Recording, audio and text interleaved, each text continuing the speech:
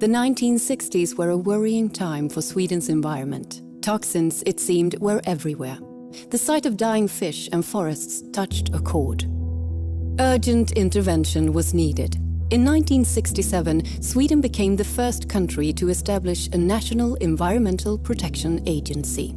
2 years later, it was first to introduce an Environmental Protection Act.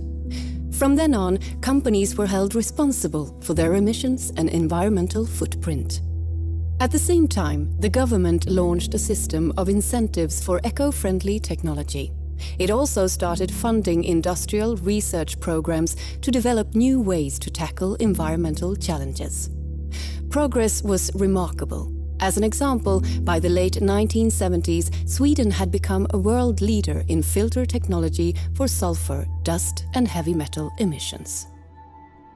Meantime, another trend was paving the way for the cleantech boom.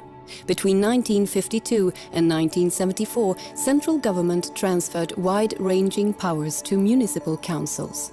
This decentralization created a strong local framework for environmental policymaking, delivering real change on the ground.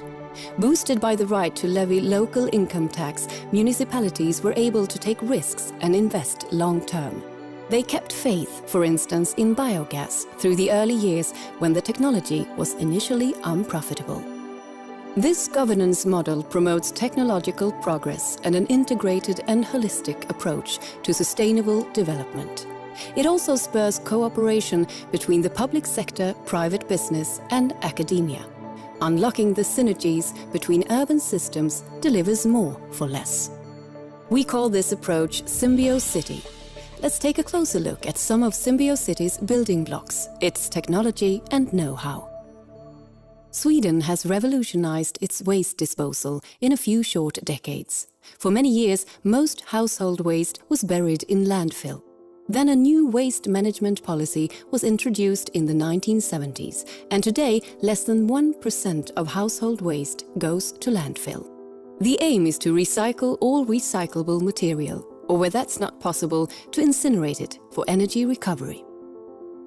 District heating utilizes energy that would otherwise be largely wasted. In the 1950s and 1960s, Sweden's municipalities took a lead in building communal district energy networks, another example of proactive local government. District heating not only makes cities cleaner, it has also cut Sweden's national CO2 emissions by 20% in 2 decades. In the 1970s and 1980s, successive oil crises and nuclear accidents kick-started a new debate on how to develop alternative energy forms. And so emerged a groundbreaking policy initiative, a strategy for biofuels. Biofuel development really took off after introduction of a carbon tax in 1991. Today, biofuel is Sweden's largest energy source, accounting for almost 32% of total energy supply. Biogas has been produced in Sweden's wastewater treatment plants since the 1960s. Strong investment in research and development saw biogas production flourish to such an extent that it reduced our oil dependency and waste residues. As much as 50% of the biogas produced in wastewater treatment is now converted into vehicle fuel. All inner-city buses in Stockholm and other main cities in Sweden run on biogas or ethanol. Here, Sweden takes a holistic approach based on a 4-step model that's inspired development, innovation and bold action. It's about saving on journeys, converting to clean energy, encouraging non-motorized transport, and enabling public and shared alternatives. Everything's connected.